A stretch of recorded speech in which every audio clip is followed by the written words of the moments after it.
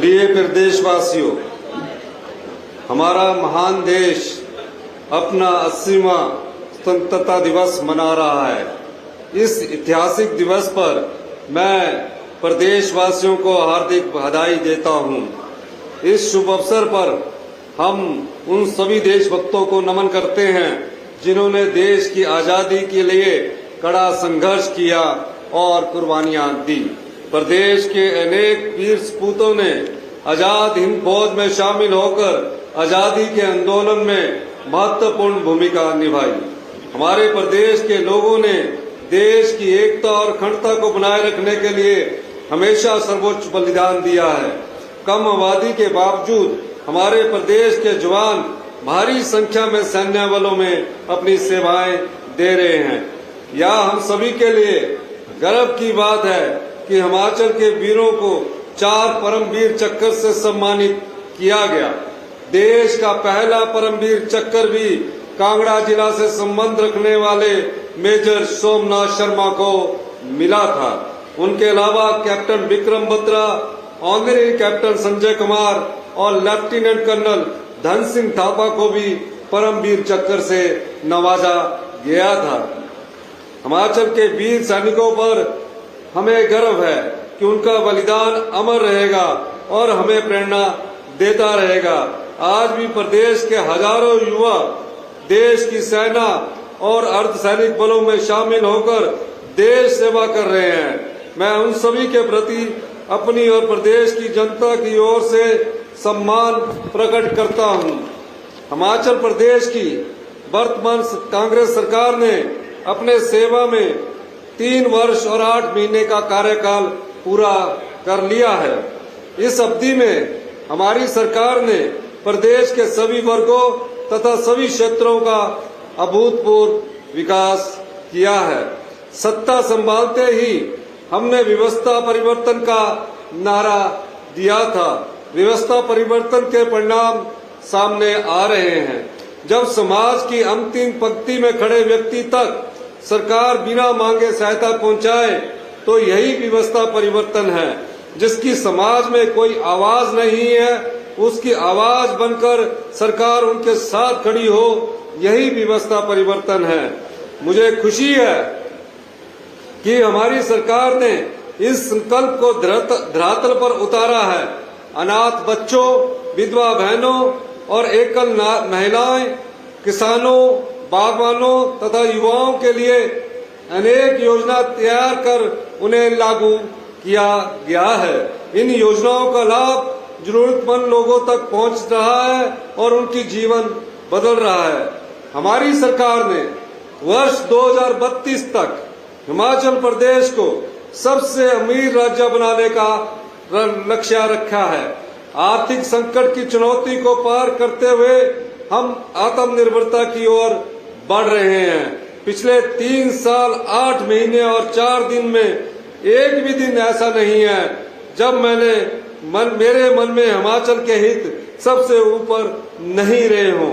10 साल से लटके किसाऊ डैम के निर्माण को लेकर हमारा फैसला स्पष्ट था कि हमारे प्रदेश से बहकर जाते हुए पानी का लाभ उत्तर प्रदेश, हरियाणा, राजस्थान और दिल्ली को अवश्य मिले, पर उससे बिजली पैदा करने के लिए बनने वाले प्रोजेक्ट का खर्चा हिमाचल क्यों उठाए। पिछली सरकार ने 1000 करोड़ रुपए का खर्चा उठाने की जो बात मानी थी वह हमें मंजूर नहीं थी। एक ऐतिहासिक उपलब्धि हमें इस 16 जून को मिली जब इस प्रोजेक्ट के पावर कंपोनेंट का पूरा खर्चा उठाने की हमारी बात पानी का लाभ प्राप्त करने वाले प्रदेश मान गए। इस परियोजना के बनने के बाद हर साल 100 करोड़ यूनिट बिजली पैदा होगी। आज के रेट के हिसाब से इससे लगभग 600 करोड़ रुपए की आय प्रत्येक वर्ष प्रदेशवासियों को होगी। किसाऊ के अलावा JSW से 18% की पावर रॉयल्टी के केस को भी सुप्रीम कोर्ट में हमने जीता, जिससे हर साल हमें 150 करोड़ रुपए की अतिरिक्त आय हो रही है। वाइल्ड फ्लावर हॉल का मालिकाना हक हमने लड़कर जीता। इससे भी प्रदेश के खजाने में 401 करोड़ रुपया आया। आज हम बहुत ईमानदारी और मेहनत से भाखड़ा में अपने बकाए हिस्से की लड़ाई लड़ रहे हैं, जो लगभग 7,000 करोड़ रुपए का है। सुप्रीम कोर्ट में इस केस में भी हम जीत के करीब पहुंच चुके हैं। इसी प्रकार शानन, बैरासूल, वाटर सेस, चंडीगढ़ पर अपने हिस्से को लेकर भी संघर्ष जारी है। मेरा विश्वास है इन सभी से हमारे प्रदेश के हितों की रक्षा होगी। एक बात मैं यहाँ और कह दूं कि इन सभी मुद्दों पर पिछली भाजपा सरकार ने उदासीनता दिखाई, लेकिन हमारी सरकार का संकल्प अटूट है कि हम कभी भी प्रदेश के हितों से खिलवाड़ नहीं होने देंगे। यह व्यवस्था परिवर्तन का परिणाम ही है कि हमने प्रदेश के हितों की रक्षा की और पहली बार प्रदेश के हक की बात को जोर शोर से केंद्र सरकार और कोर्ट के सामने रखा। मेरा मानना है अगर हमें हमारे अधिकार मिले और हमारे राज्य द्वारा पूरे देश को दी जाने वाली इकोलॉजिकल सर्विसेज जैसे पानी, मिट्टी, साफ हवा और जलवायु संरक्षण का उचित मुआवजा मिले तो हमें किसी के आगे झुकने की जरूरत नहीं पड़ेगी। हमारी सरकार ने इन सेवाओं का वैज्ञानिक तरीके से मूल्यांकन किया, जो करीब 90,000 करोड़ रुपया है। हम साल 2032 तक विकसित, संपन्न और आत्मनिर्भर हिमाचल के सपने को साकार कर सकते हैं। हमने भ्रष्टाचार के खिलाफ जीरो टॉलरेंस की नीति अपनाते हुए सभी चोर दरवाजों को बंद करने का प्रयास किया है। हम हर उस चोर दरवाजे को बंद कर रहे हैं जहां से प्रदेश की संपदा को लूटा जाता रहा है। हमारी सरकार के 3.5 साल के कार्यकाल में भ्रष्टाचार का एक भी मामला सामने नहीं आया है। हम साफ नियत और पूरे समर्पण के साथ प्रदेश के विकास और जन कल्याण के लिए काम कर रहे हैं। वहीं दूसरी ओर पिछली भाजपा सरकार में भ्रष्टाचार का बोलबाला था, जिनकी परतें धीरे धीरे खुल रही हैं। हमारी सरकार का साफ संदेश है, कोई भी भ्रष्टाचारी बच नहीं पाएगा और दोषियों के खिलाफ कानून के अनुसार कड़ी कार्रवाई की जाएगी। पिछली भाजपा सरकार ने बद्दी में कस्टमाइज्ड पैकेज के नाम पर करीब 5,000 बीघा जमीन कौड़ियों के भाव में अपने मित्रों को बांट दी। इसी तरह हिमकेयर योजना में पुरुषों की बच्चादानी के ऑपरेशन जैसे ऐसे बिल बनाएंगे जो अपने आप में गंभीर सवाल खड़े करते हैं। यह प्रदेश की जनता के पैसे का खुला दुरुपयोग है और इसमें भ्रष्टाचार की बू आती है। जब तक ऊपर से किसी का संरक्षण न हो तब तक भाजपा प्रदेश की संपदा की ऐसी लूट नामुमकिन है। इसलिए पिछली भाजपा सरकार को इन मामलों पर प्रदेश की जनता को जवाब देना चाहिए। हमारी सरकार ने भ्रष्टाचार के खिलाफ निर्णायक लड़ाई शुरू की है। हमारा मानना है जो व्यक्ति ईमानदार है उसे किसी प्रकार की चिंता करने की आवश्यकता नहीं है, लेकिन यदि किसी ने प्रदेश की जनता का पैसा लूटकर संपत्ति बनाई है तो उस संपत्ति को जब्त कर गरीबों और जरूरतमंदों में बांटा जाएगा। हमारा मानना है कि प्रदेश के संसाधनों पर यहाँ के लोगों का हक है जिन्हें किसी भी कीमत पर लूटने नहीं दिया जाएगा। हमने जब सत्ता संभाली थी वित्त वर्ष 2022-23 में प्रदेश भर में 76,700 करोड़ रुपए का कर्ज था। इसके अलावा प्रदेश सरकार के कर्मचारियों की 10,000 करोड़ रुपए की देनदारियां भी पिछली भाजपा सरकार छोड़कर गई। या आप सभी जानते हैं हिमाचल प्रदेश के इतिहास की सबसे बड़ी प्राकृतिक आपदा वर्ष 2023 और 25 में देखी गई और हमने इसका सामना हिम्मत और संवेदनशीलता से किया। कठिन आर्थिक परिस्थितियों के बावजूद आपदा प्रभावितों को देश का सबसे बड़ा आर्थिक पैकेज दिया। आपदा में पूरी तरह से टूट चुके मकान के मकानों के पुनर्निर्माण के लिए दी जाने वाली सहायता राशि को, जो कि प्रधानमंत्री आवास योजना के तहत दी जाती थी, को बढ़ाकर हमने अपने संसाधनों से 8,50,000 रुपया किया।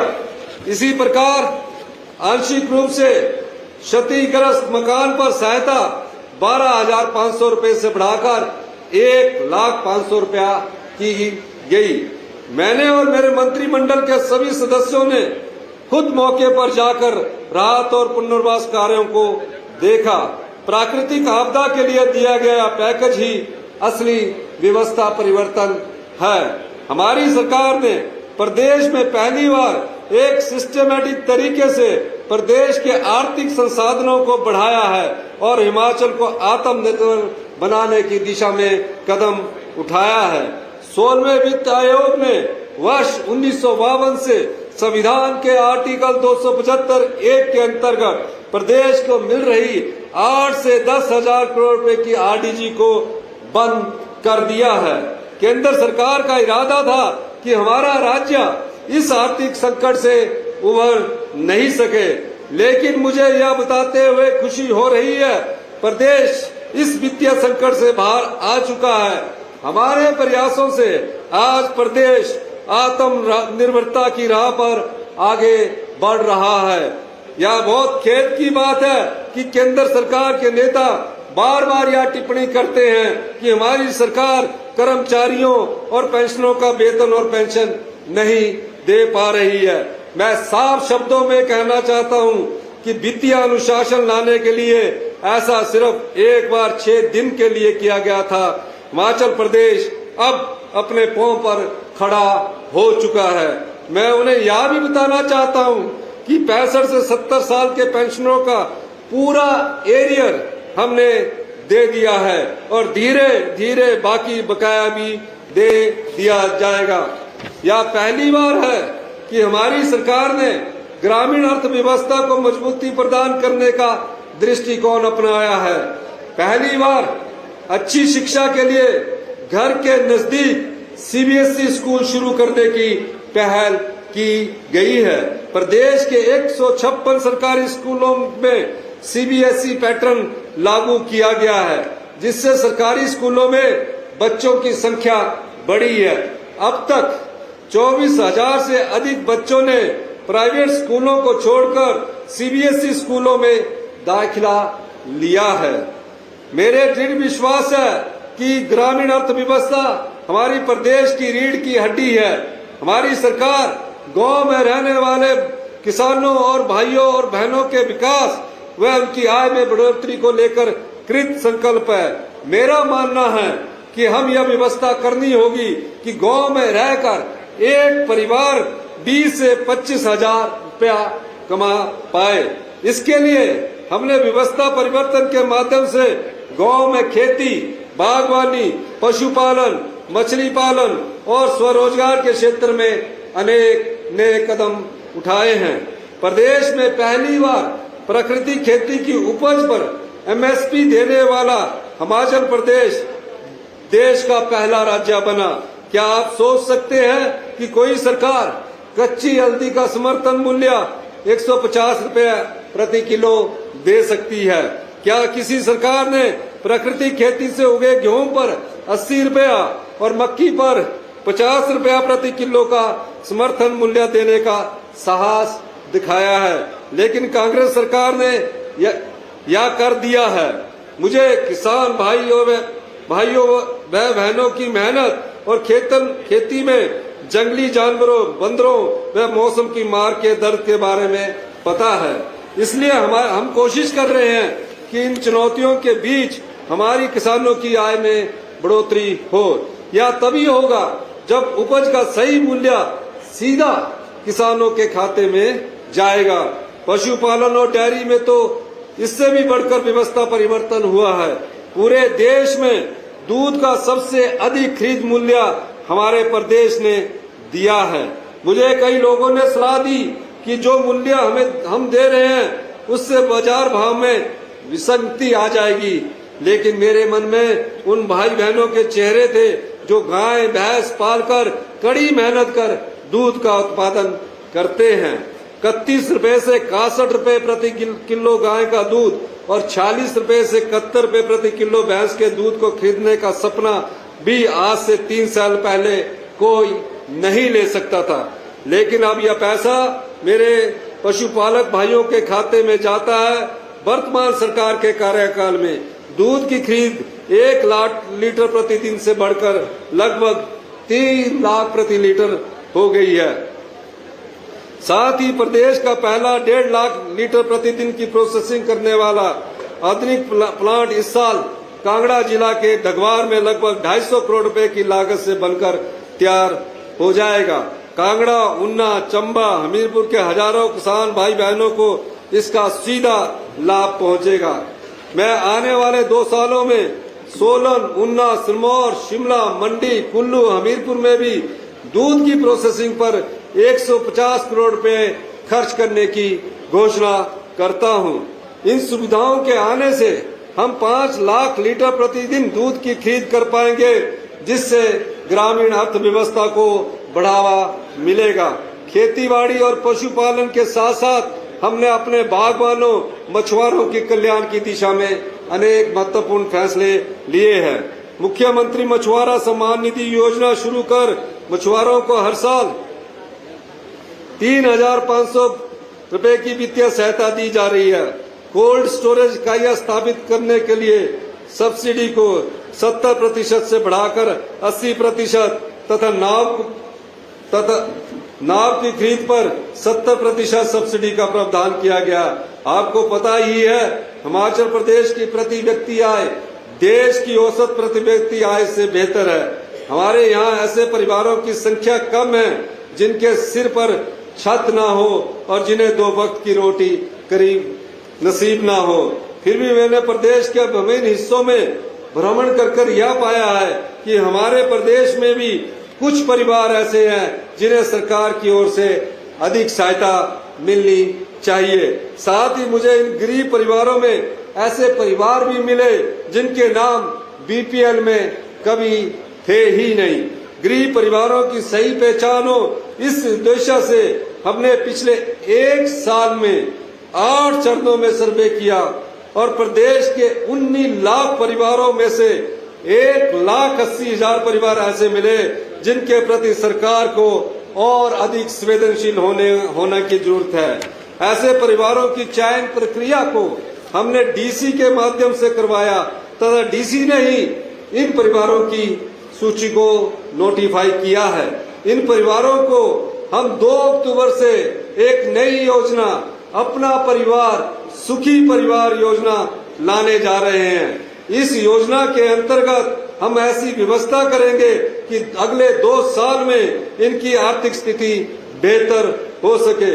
मैंने प्रदेश के सभी डीसी को निर्देश दिए हैं कि अगले 2 महीने में वे अपना परिवार सुखी परिवार योजना के हर एक परिवार की आवश्यकता को समझे, ताकि यह पता चल सके कि किस परिवार को किस तरह की मदद की जरूरत है। केंद्र और राज्य सरकार की योजनाओं का फोकस हम इन परिवारों पर करेंगे। इस योजना से हमारा अधिक ध्यान महिलाओं और जनजी के सदस्यों के लिए रोजगार से जुड़ी शिक्षा और स्वरोजगार पर रहेगा। हम ये देख रहे हैं कि अपना परिवार सुखी परिवार योजना के तहत आने वाले परिवारों के 31 मार्च 2026 तक के कृषि ऋण बकाया पर सरकार किस प्रकार की राहत दे सकती है। मेरा यह प्रण है कि मैं इन 1,80,000 परिवारों की सेवा के लिए पूरी तरह समर्पित रहूं। मैं एक बात यह भी स्पष्ट करना चाहता हूं कि इनमें से आधे से अधिक परिवार पहले से ही बीपीएल सूची में है। कुछ ऐसे भी हैं जो बीपीएल की लिस्ट में नहीं है, लेकिन मैं यह स्पष्ट कर दूं कि बीपीएल परिवारों को मिल रही किसी तरह की सुविधा को हमारी सरकार कम नहीं करेगी। विपक्ष के कुछ नेता यह भ्रम फैला रहे हैं कि बीपीएल परिवारों की संख्या हमारी सरकार कम करने जा रही है, लेकिन यह बिल्कुल गलत है, जिसमें कोई सच्चाई नहीं है।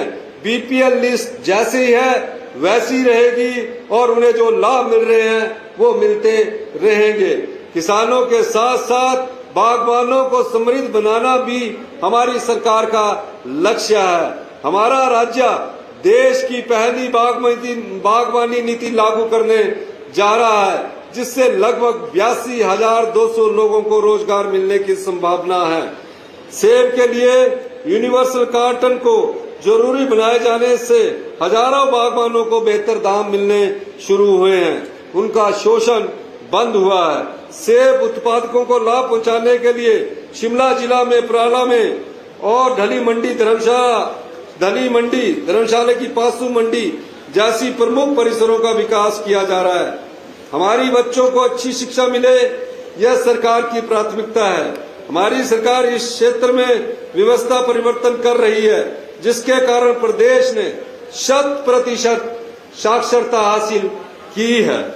हमारे प्रयासों से हिमाचल प्रदेश आज गुणवत्ता शिक्षा के मामले में देश में 5वें स्थान पर पहुंच गया है, जबकि 2021 में भाजपा सरकार के कार्यकाल में राज्य 21वें स्थान पर था।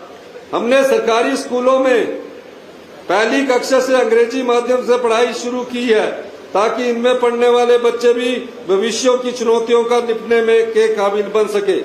हमीरपुर में प्रदेश का पहला साइंस कॉलेज खोला जा रहा है, जहां बच्चों को विज्ञान की गुणात्मक शिक्षा दी जाएगी। प्रदेश का कोई भी बच्चा पढ़ाई से वंचित न हो, इसके लिए हमारी सरकार ने डॉक्टर YS परमार विद्यार्थी ऋण योजना के अंतर्गत देश विदेश में उच्च शिक्षा के लिए सिर्फ 1% ब्याज दर पर 40 लाख रुपए ऋण का प्रावधान किया है। इस योजना का लाभ लेने के लिए पारिवारिक आय सीमा 4 लाख से बढ़ाकर 12 लाख तय की गई है। प्रदेश के इतिहास में पहली बार सरकारी स्कूलों के बच्चे विदेश में शैक्षणिक भ्रमण पर भेजे गए हैं। विद्यार्थियों के अलावा 200 शिक्षकों को एक्सपोजर विजिट पर विदेश भेजा गया है, ताकि दुनिया की बेस्ट प्रैक्टिस को हिमाचल में लागू किया जा सके। प्रदेश सरकार आने वाले समय में स्कूल और तकनीकी शिक्षा के मेधावी छात्रों के साथ साथ डॉक्टरों को भी एक्सपोजर विजिट पर भेजेगी। इंदिरा गांधी सुख शिक्षा योजना के अंतर्गत विधवाओं और विकलांग माता पिता के 18 वर्ष तक की आयु के पात्र बच्चों को 1,000 रुपया हर महीने दिया जा रहा है। 28 से 27 वर्ष के तक के सभी बच्चों को प्रदेश और बाहरी राज्य के सरकारी शैक्षणिक संस्थानों में IIT, NIT, IIM, एम्स तथा नेशनल लॉ यूनिवर्सिटी जैसे कार्यों में प्रवेश के बाद शिक्षा पर होने वाला खर्चा राज्य सरकार उठा रही है। शिक्षा विभाग में विभिन्न श्रेणियों के 7,000 से अधिक पद भरे जाएंगे। प्रदेश सरकार द्वारा JBT के 1700 पद भरे जा रहे हैं। अब तक CBSE स्कूलों में विभिन्न श्रेणियों के लगभग 2,000 पदों को भरा गया है। शिक्षा के साथ साथ स्वास्थ्य क्षेत्र में सुधार हमारी सबसे बड़ी प्राथमिकता है। मरीजों को विशेषज्ञ स्वास्थ्य सेवाएं देने और आधुनिक मशीनें उपलब्ध करवाने के लिए हमारी सरकार ने ऐतिहासिक कदम उठाए हैं। प्रत्येक विधानसभा क्षेत्र में हमने आदर्श स्वास्थ्य संस्थान बनाए हैं, जहां स्पेशलिस्ट डॉक्टरों की सेवा लोगों को उपलब्ध करवाई जा रही है।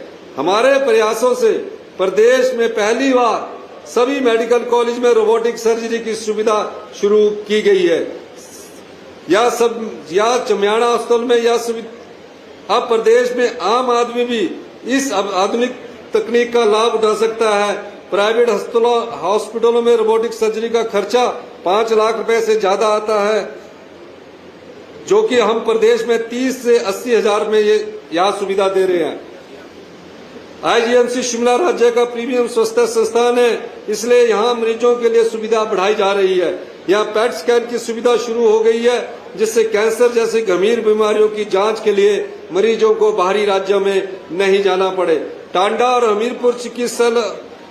हमीरपुर मेडिकल कॉलेज में पेट स्कैन मशीन की खरीद के लिए टेंडर किए जा चुके हैं। शिमला के चमियाड़ा हॉस्पिटल में, IGMC हॉस्पिटल में, नेरचौक हॉस्पिटल में और टांडा मेडिकल कॉलेज में, हमीरपुर मेडिकल कॉलेज में MRI 3 टेस्ला की स्थापना की जा चुकी है। अब हम IGMC शिमला में स्पेक्ट मशीन लगाने जा रहे हैं, जिससे घातक बीमारियों का पता चल सके। IGMC और टांडा मेडिकल कॉलेज में छह हाई एंड अल्ट्रासाउंड मशीनें लगाई जाएगी। चमियाना अस्पताल के साथ सभी मेडिकल कॉलेज में आधुनिक ऑटोमेटेड लैब स्थापित की जा रही है। आने वाले दिसंबर तक सभी जो हमारे मेडिकल कॉलेज हैं, पहली स्टेज में जो सुविधा इन चमियाना में डायग्नोस्टिक सिस्टम में मिलती है, उस सुविधा को हिमाचल प्रदेश की जनता को उपलब्ध करवा दिया जाएगा।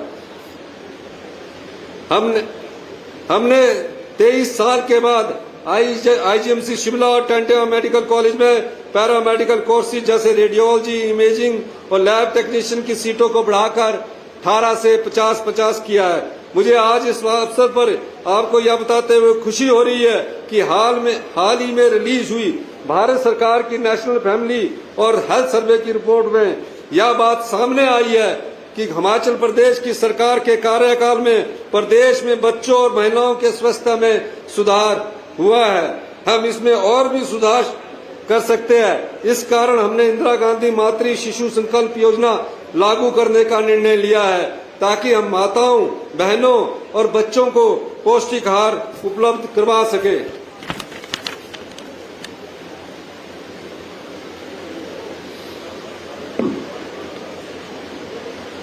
इसे लागू करने के लिए अब हम तैयार हैं और पायलट फेज से विभिन्न जिलों के 21 ब्लॉक में 2 अक्टूबर से इस योजना को शुरू कर दिया जाएगा।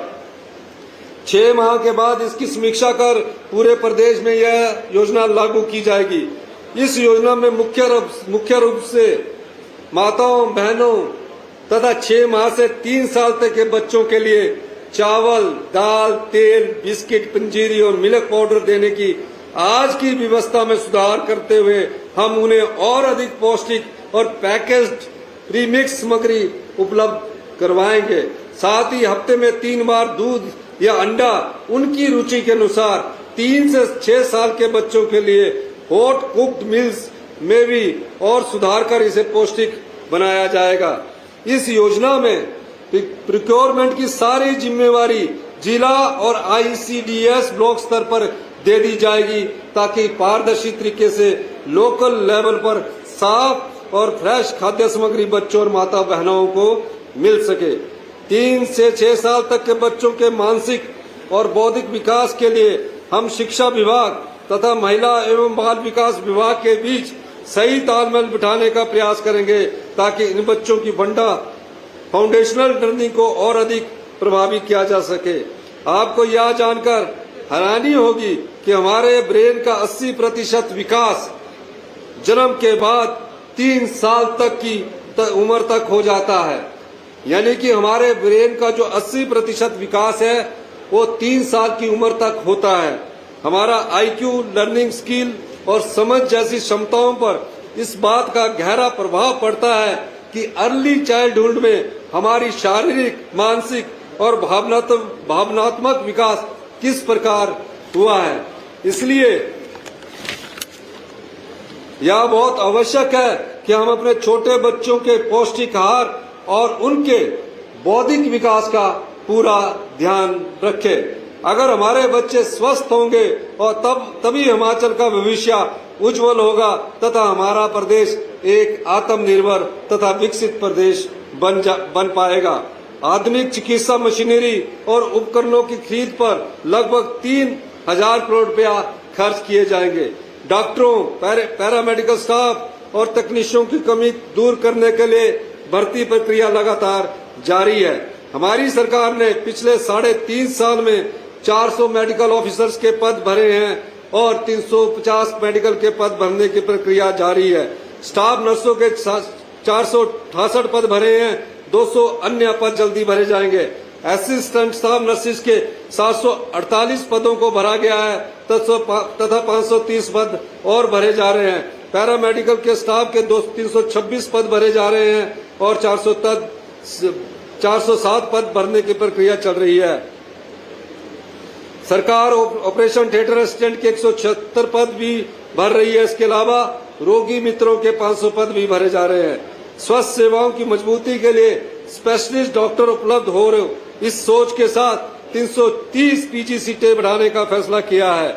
हमने पीजी कर रहे पहले वर्ष के विद्यार्थियों को स्टाइफंड 40,000 रुपए से बढ़ाकर 50,000 रुपया, दूसरे वर्ष के विद्यार्थियों को 45,000 से बढ़ाकर 60,000 रुपया और तीसरे वर्ष के विद्यार्थियों को 50,000 रुपये से बढ़ाकर 65,000 रुपया किया है। हमारी सरकार ने कॉन्ट्रैक्ट और जॉब ट्रेनिंग मेडिकल ऑफिसर का मासिक वेतन 78% बढ़ाकर 60,000 रुपये किया कर दिया। यह वेतन पहले 33,600 रुपया था। 100 से ज्यादा असिस्टेंट प्रोफेसर मेडिकल कॉलेज में नियुक्त करने की प्रक्रिया जारी है। इसके अलावा हमारी सरकार ने विशेषज्ञ डॉक्टरों के लिए एनपीए बहाल कर दिया है।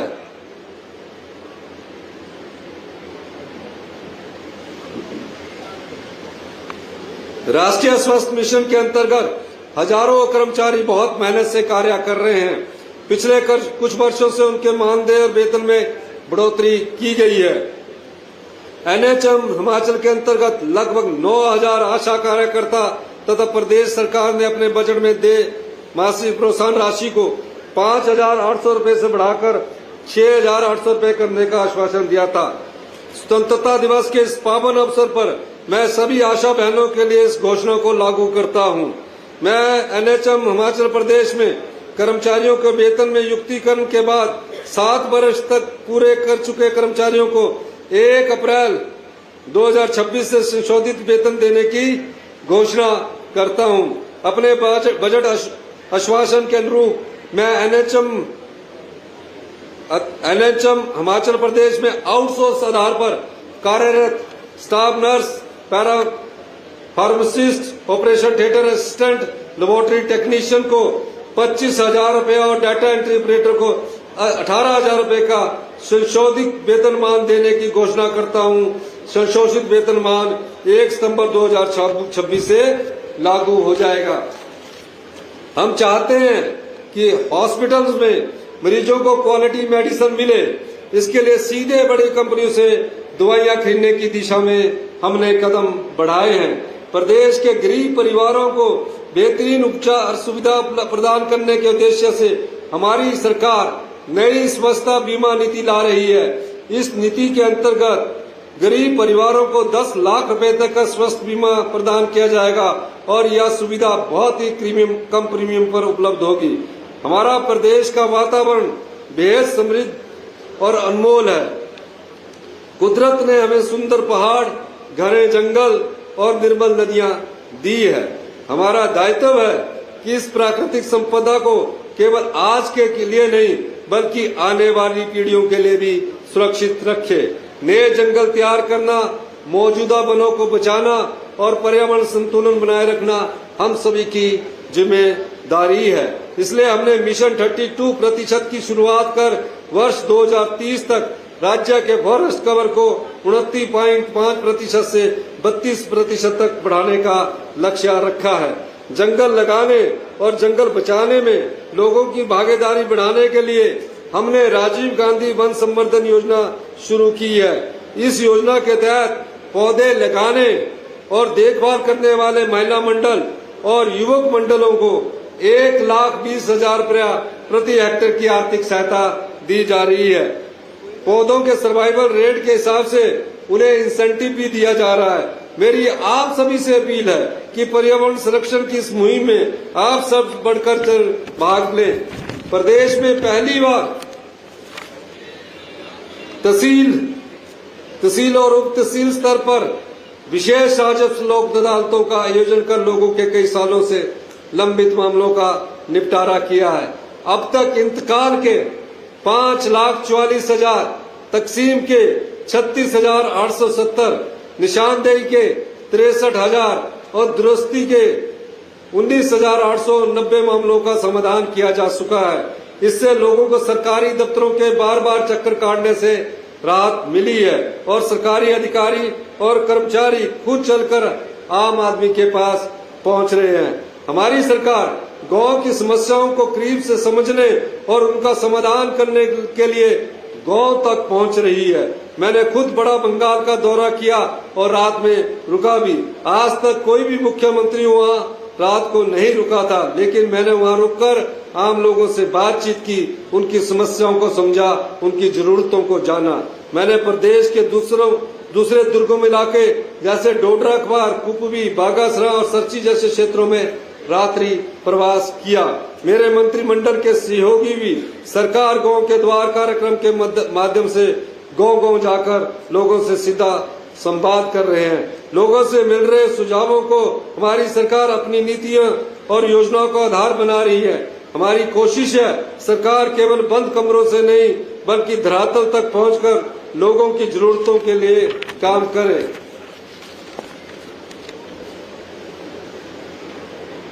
हमने 2,67,000 महिलाओं को जिनकी मासिक पेंशन 1,100 रुपए हुआ करती थी और 1,050 रुपए हुआ करती थी, अब हर महीने 1,500 रुपए प्रदान किए जा रहे हैं। 100% दिव्यांग वाले व्यक्तियों के लिए सामाजिक सुरक्षा पेंशन को 1,700 रुपए से बढ़ाकर 3,000 रुपए प्रति माह किया गया है, जिससे 7,000 लोगों को लाभ मिल रहा है। प्रदेश की बागडोर संभालते ही समाज के सबसे संवेदनशील और वंचित वर्गों, विशेषकर बेसहारा बच्चों के लिए मुख्यमंत्री सुख आश्रय योजना आरंभ की गई है, ताकि वे सुरक्षित और सम्मानपूर्वक जीवन जी सके। इसलिए देश का पहला कानून हमारी सरकार ने बनाया है। इस कानून के तहत 27 वर्ष तक के 6,000 बेसहारा बच्चों को चिल्ड्रन ऑफ द स्टेट के रूप में अपनाया है। इन बच्चों की शिक्षा और देखभाल का पूरा खर्चा प्रदेश सरकार उठा रही है। अपनी स्टार्टअप शुरू करने के लिए उन्हें 2 लाख रुपए तक की वित्तीय सहायता का प्रावधान किया गया है। कांगड़ा जिला के लुथान में 92 करोड़ 38 लाख रुपए की लागत से 400 आश्रितों के लिए मुख्यमंत्री आदर्श ग्राम सुख आश्रय परिसर का निर्माण किया जा रहा है। चिल्ड्रन ऑफ द स्टेट को देश के विभिन्न स्थानों पर एक्सपोजर विजिट पर भी भेजा जा रहा है, ताकि उन्हें उनका सर्वांगीण विकास सुनिश्चित हो सके। पर्यटन हमारे देश की अर्थव्यवस्था की रीढ़ है, इसलिए प्रदेश की आमदनी बढ़ाने और लोगों को रोजगार के अवसर देने के उद्देश्य से हमारी सरकार ने पर्यटन के क्षेत्र में प्रोत्साहन देने के लिए कई प्रभावी कदम उठाए हैं। कांगड़ा जिला को हिमाचल की पर्यटन राजधानी के रूप में का कार्य शुरू किया जा चुका है। इसके लिए प्रभावित लोगों को 2400 करोड़ रुपए का उचित मुआवजा दिया जा चुका है। देरा मंडल के बनखंडी में 619 करोड़ रुपए से जूलॉजिकल पार्क स्थापित किया जा रहा है। धार्मिक पर्यटन को बढ़ावा देने के लिए मंडी जिले में माता बगलामुखी रोपवे लोगों को समर्पित किया गया है, जबकि चिंतपूर्णी मंदिर और बाबा बालकनाथ मंदिर के लिए रोपवे का निर्माण कार्य शुरू किया जा रहा है। मंडी में शिवधाम का काम भी शुरू हो चुका है। ज्वालामुखी और चिंतपूर्णी को सुंदर बनाने के लिए भी हमारी सरकार ने उसकी ब्यूटिफिकेशन के लिए 35 करोड़ रुपया और 30 करोड़ रुपए का अनुमोदन किया है। राज्य सरकार अपने संसाधनों से सोलन जिला के नालागढ़ में 350 करोड़ रुपए की लागत से मेडिकल डिवाइस पार्क विकसित कर रही है। इसके लिए केंद्र से मिले 30 करोड़ रुपए हमने वापस कर दिए हैं।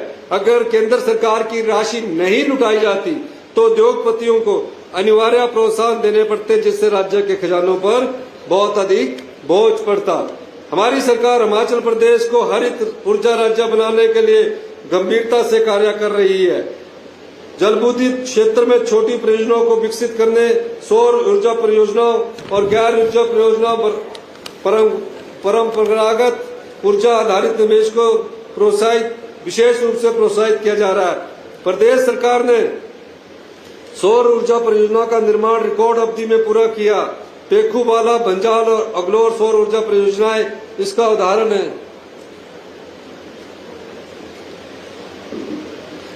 राज्य सरकार ने ग्रीन पंचायत कार्यक्रम शुरू किया है, जिससे सभी पंचायतों में 500 किलोवाट की ग्राउंड माउंटेड सौर ऊर्जा परियोजना लगाई जा रही है।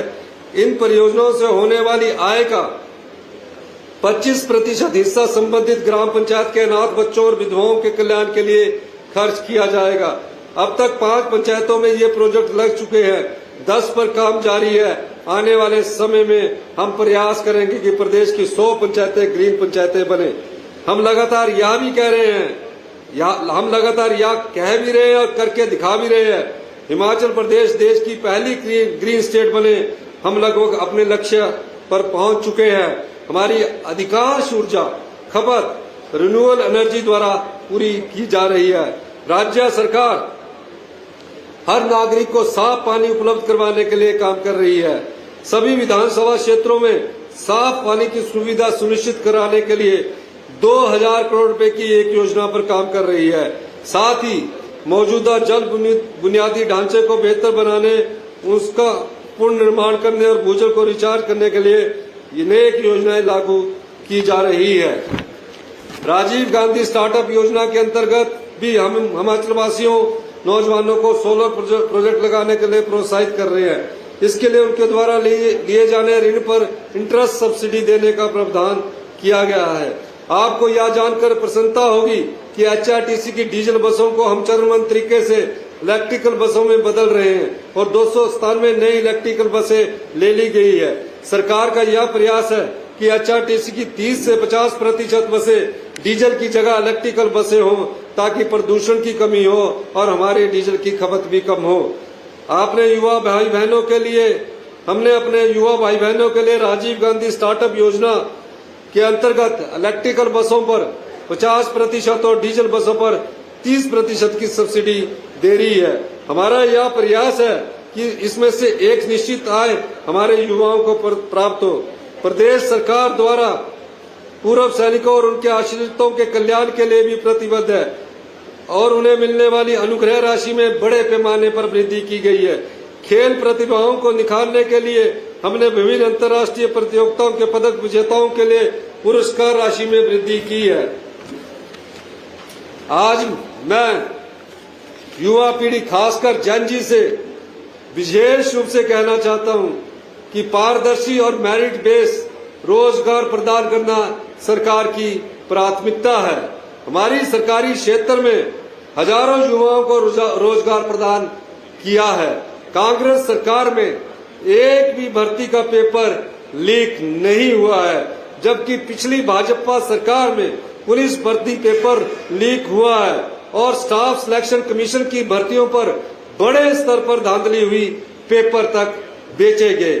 जो लोग इसमें सम्मिलित थे, हमने सबॉर्डिनेट सिलेक्शन बोर्ड को भंग किया और आज तक जो युवाओं के भविष्य से खिलवाड़ कर रहे थे, पेपर बेचे जा रहे थे, उनको जेल की सलाखों तक, आज तक वो जेल की सलाखों के पीछे है। हमारी सरकार ने युवाओं को साथ धोखा करने वालों को जेल की सलाखों के पीछे पहुंचाया है। बल मित्रों के 2000 पद भरे गए हैं और इनका मानदेय पिछले एक साल से 10,000 रुपया था। मैं इसे बढ़ाकर 12,000 रुपया करने की घोषणा करता हूं। सभी पंचायतों की ग्राम पंचायतों में मल्टी टास्क वर्कर के 400 पद, शिक्षा विभाग में जूनियर असिस्टेंट लाइब्रेरी के 200 पद और जिला परिषद के अधीन ग्राम पंचायतों के 280 जॉब ट्रेनी टेक्निकल असिस्टेंट के पद भरे जाएंगे। इसके अलावा राज्य के 1975 सीनियर सेकेंडरी स्कूलों में एक चौकीदार तथा एक मल्टी टास्क वर्कर के 4000 पद भरे जाएंगे। पुलिस विभाग में हमारी सरकार ने 1088 कांस्टेबलों की भर्ती की थी। अब कांस्टेबलों के 734 और पदों पर भर्ती होगी, जिसके लिए आवेदन करने वाले उम्मीदवारों को अधिकतम आयु सीमा में 1 वर्ष की एक मुश्त छूट प्रदान कर की है तथा होमगार्ड के जो लोग थे उनको भी उनकी उम्र में भी अधिकतम आयु सीमा में को 28 वर्ष से बढ़ाकर 33 वर्ष कर दिया गया है। प्रदेश के विकास में सरकारी कर्मचारी और पेंशनों का बहुमूल्य योगदान है और हमारी सरकार उनके हितों की रक्षा के लिए प्रतिबद्ध है। हमने एनपीएस कर्मचारियों को ओपीएस दी और उनके अन्य लाभ भी दिए। हमारी सरकार मल्टीटास्क वर्कर और आउटसोर्स कर्मचारियों की समस्या के प्रति संवेदनशील है। हम सभी पहलुओं पर गंभीरता से विचार कर रहे हैं और इन्हें लाभ देने के लिए एक नीति लाने पर विचार किया जा रहा है। हम समझते हैं कि युवाओं को रोजगार देने के साथ साथ चिट्टे से बचाना भी बेहद जरूरी होगा। लोगों से के सहयोग से हमारी सरकार ने चिट्टा मुक्त अभियान शुरू किया है तथा इसका दूसरा चरण 7 सितंबर 2026 को ऊना से शुरू किया जाएगा। जल्दी खेलो हिमाचल चिट्टा मुक्त अभियान शुरू किया जाएगा, जिसके माध्यम से युवाओं को खेलो और स्वस्थ जीवन शैली अपनाने के लिए प्रेरित करेगा। हमने चिट्टा माफिया की पंचायत तक मैपिंग की है तथा माफिया के खिलाफ सख्ती करते हुए पिट एनडीपीएस लागू किया है, जिसे पिछली भाजपा सरकार ने लागू नहीं कर पाई। इस कानून के तहत हमने 205 ड्रग माफियाओं को हिरासत में लिया है। 400 मामलों में नशा माफिया की फाइनेंशियल इन्वेस्टिगेशन की जा रही है। अब तक नशे की काली कमाई से अर्जित की गई 20 संपत्तियों को ध्वस्त किया गया है। हमारा संदेश साफ है, नशा माफियों की कमर तोड़कर ही दम लेंगे। मैं इसके लिए पुलिस विभाग, पुलिस के डीजीपी सभी को बहुत बहुत शुभकामनाएं देता हूं कि जो नशे के खिलाफ आपने अभियान चलाया है। प्रदेश के चहुमुखी विकास में कर्मचारियों का विशेष योगदान रहता है। इसी तरह सेवानिवृत्त कर्मचारियों, अधिकारियों ने भी प्रदेश के विकास में अपना बहुमूल्य योगदान दिया है। इसलिए हमारी सरकार हमेशा कर्मचारी एवं पेंशनरों की हितैषी है। जब हमारी सरकार सत्ता में आई तो पिछली सरकार ने वेतन व पेंशन एरिया के 10,000 करोड़ से अधिक देनदारियां छोड़ी थी, परंतु प्रदेश की कठिन आर्थिक स्थिति के बावजूद हमारी सरकार ने अब तक कम 2500 करोड़ से अधिक वेतन व पेंशन आदि एरियर का भुगतान प्रदेश के कर्मचारियों एवं पेंशनरों को किया है। प्रदेश की वर्तमान प्रतिकूल आर्थिक स्थिति के बावजूद मैं यहाँ घोषणा करता हूँ कि क्लास 4 कर्मचारियों को उनके वेतन एरियर का अतिरिक्त 20,000 रुपए का भुगतान इसी माह किया जाएगा। इसके अतिरिक्त मैं यहाँ भी घोषणा करता हूँ कि वर्ष 2016 से दिसंबर 2021 के दौरान सेवानिवृत्त क्लास 3 पेंशनर व पारिवारिक पेंशनों को उनके पेंशन और पारिवारिक पेंशन एरियर का अतिरिक्त भुगतान 35% की दर से किया इसी माह कर दिया जाएगा। क्लास 1 व क्लास 2 पेंशनों व पारिवारिक पेंशनों को उनके पेंशन और पारिवारिक पेंशन का 15% एरियर का भुगतान इसी महीने कर दिया जाएगा।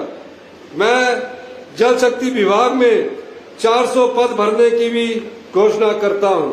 मैं जो भी डॉक्टर्स, चाहे वो डायरेक्टर हेल्थ सर्विसेज में लगे हैं, चाहे वो मेडिकल एजुकेशन में लगे हैं, सभी डॉक्टरों की जो रिटायरमेंट है वो अगले आज के दिन से 31 मार्च 2027 तक बढ़ा दी जाती है। यानी कि जो डॉक्टर अगस्त में रिटायर होना है उसकी उम्र को भी उसको भी हम रिटायरमेंट जो करेंगे वो 31 मार्च 2027 तक हम रिटायर करेंगे। मैं उन सभी सरकारी स्कूल के बच्चों को, क्योंकि उन्होंने 15 अगस्त के प्रोग्राम में भाग लेना है और 15 अगस्त की छुट्टी हमने बंद कर दी है, मैं 17 अगस्त को उस छुट्टी की घोषणा इस मंच के माध्यम से पूरे प्रदेश में सरकारी स्कूलों में करने की घोषणा करता हूं। इसके अलावा अगले वर्ष हमारी सरकार जहां संभव होगा वहां 100 सीबीएसई स्कूल खोलने की भी मैं घोषणा करता हूं। आप सब लोगों को स्वतंत्रता दिवस की बहुत बहुत शुभकामनाएं, हार्दिक शुभकामनाएं। जय हिंद, जय हिमाचल।